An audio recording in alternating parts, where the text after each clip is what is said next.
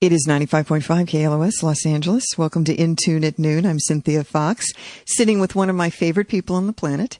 That, of course, Brian May of Queen. And on behalf of all the Queen fans who are much too shy to approach you, Brian, welcome back.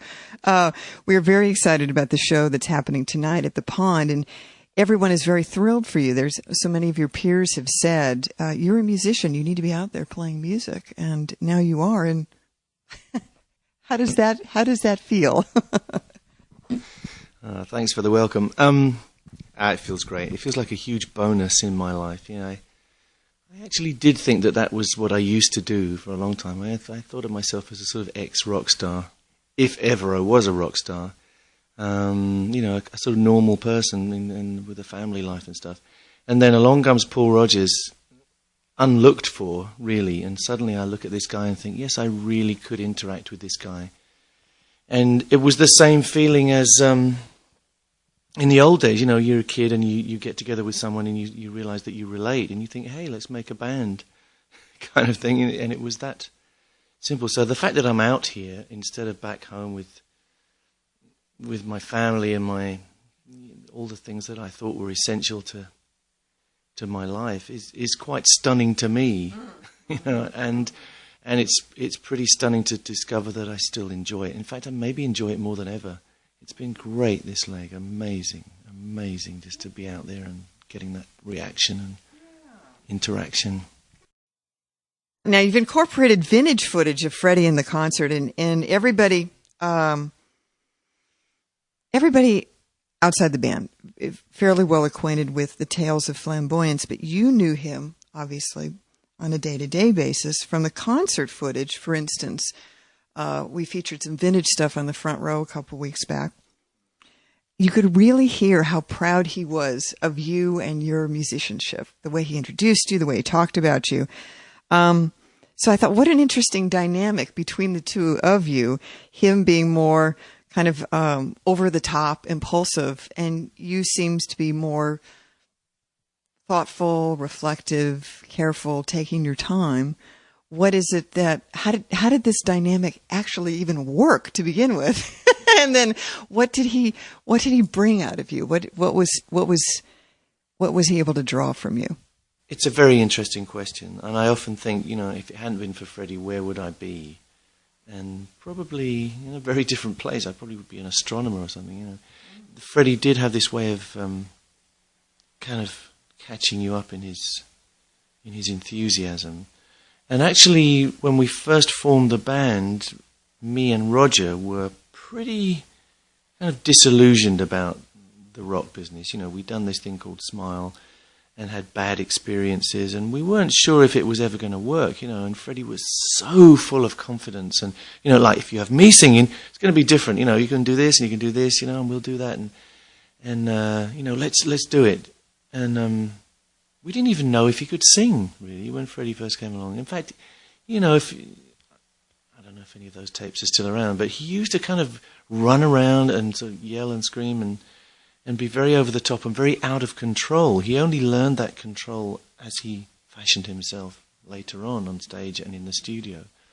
So he was this ebullient guy, this very colourful, over-the-top character, full of enthusiasm. And we just thought, well, you know, even if he can't sing, he's got some fantastic ingredient, you know. Your combination also with Paul Rodgers seems to be bringing out the best in everybody. I mean, he seems to be rising to the occasion. It's a challenging situation to begin. But what I'm noticing with Paul is there's so many great colors now in his voice that I didn't hear before. He's almost bringing kind of there's almost like a Middle Eastern flavor to some of the stuff that he's doing with Feel Like Making Love. Now, does that have anything to do with that enforced listening program you've put him on where he has to listen to Kashmir 50 times a day? Well, he sort of put himself on it, really. It is amazing. That's interesting that you observe that in Paul. Yes, he has changed a lot. He's really come out of himself. And we've changed too. It's a very good kind of interaction. We've discovered things in each other. And yeah, I notice it in Paul. There's this kind of fallacy out there. Some of the reviews, actually most of the reviews have been very good, But some of them say, oh, of course, Paul has a lower voice than Freddie. Well, it's actually not true. He's singing some higher lines than Freddie ever sang in some of the songs we do. He just chooses different moments. But boy, he's got an amazing voice, incredible. And Freddie loved him. Anyway, I've no doubts about that. Freddie really regarded him as a great hero and a great influence. Another thing I'm very curious about is how you met another world leader, Nelson Mandela. You're down there with the 4664 AIDS awareness concerts. There with Bono, Bob Geldof. When you meet someone like a Nelson Mandela who's been through so much, just tell us what that's like. Is there a special vibe, a special presence to him that you just don't get from other people, given all the insurmountable challenges that he not only went through but also conquered? It's just the most thrilling thing in the world. He, like you say, that you look at what the man has been through and his faith and his courage and his quality of mercy is something which every world leader should have. And you look at the way, you would think if you were in jail, if you were put behind bars in very austere conditions. He slept in a 6-foot cell for years of his life. Not even long enough for him to lay down straight. Without a blanket. You would think that you would get so angry and want revenge, and you would come out there and you would want to tear the place apart. And this man did the exact opposite. He came out and forgave everybody that had wronged him and built a South Africa based on bringing the two nations together, the black and the white. Let me talk a little bit about the tremendous amount of charity work, too, you've done over the years. You have definitely, your funding has eased the burdens of so many AIDS victims through the donations. And as anyone knows who goes and visits brianmay.com and sees your soapbox, there's a genuine amount of care and concern for the plight of the planet, the plight of animals.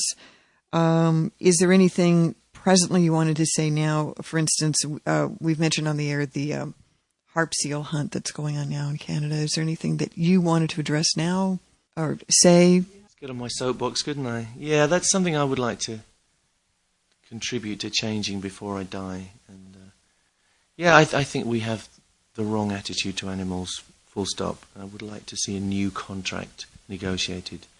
It used to be okay for people to have slaves in our countries, and it used to be okay for women to be secondary human beings and not be allowed to vote. Those things changed, and I think the situation with animals has to change. Animals, in my opinion, have as much right to be on this planet as we do, and we have no right to subject them to indignities and pain and torture. And that's it. I would like to see it change.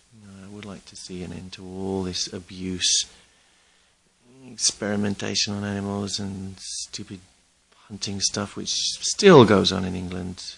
Sort of torturing animals for pleasure. It just appalls me, and I think it has to change. We have to realize that we are not necessarily the most important species on this planet. We think we are, but maybe we aren't. Why would we think we are? Just because we can talk and cover the planet with concrete, it does not mean that we are meant to survive and all the rest of the animals are meant to be subjugated. Finally, before we let you go, what's always interesting to me, and a lot of people who are fans of music and wondering what goes into the creative process, how do you maintain your creativity and keep coming up with new ideas? Maybe just some words of wisdom that you've always lived by, or things that you've learned through being in a creative field that maybe you wouldn't necessarily have learned otherwise. Part of being creative is always questioning and always doubting and looking for a better way of expressing yourself or solving a problem. And I think I treat art the same way as I treat life. I think you have to get up each morning and start afresh. and not rest on what happened before, but ask all the same questions all over again, because the world changes. We never pass this way again, and every morning you get up and you have to, number one, you have to appreciate everything, because it's never going to be that way again. You have to take time to smell the roses, as they say, and I think that's vitally important, to do that sort of taking in. And then as far as what you give out, you have to keep questioning, and if you get smug and satisfied, then you're dead. I think you have to keep looking for some new way, and look for it in everybody's face, and look for it in the sky and the trees and the ground. Just look for any clue that might get you closer to the the center of things, Well, I appreciate you so much taking the time to do this, because, you're at an extraordinary level in life. Internationally, you have a following. And so what's nice is, and I think what everybody at the station has appreciated who's had a chance to talk to you over the years, is you have taken the time, you have been very gracious, and you've treated everybody with so much respect. And I think that's why people come back to you again and again and again, because they so appreciate someone who's accomplished so much, given so much to the world too, in terms of the work that you've done, the charity work, and then it's still, and here you are, very, very down to earth and very accessible. And for all of us, that's a big inspiration. You're very sweet. You just like me. Well, thank you so much, Brian May, for taking the time to talk to KLOS again. Thank you. It's good to see you, Cynthia, always. You are such a good soul, and I hope you keep this bit. But Cynthia Fox is an unusual person. I don't talk to a lot of people at length these days. She's laughing, but she's great, and the person who has great conscience and keeps the community out there thinking about things. So I think you're great, and I hope Los Angeles appreciates you always. Thank you, Brian.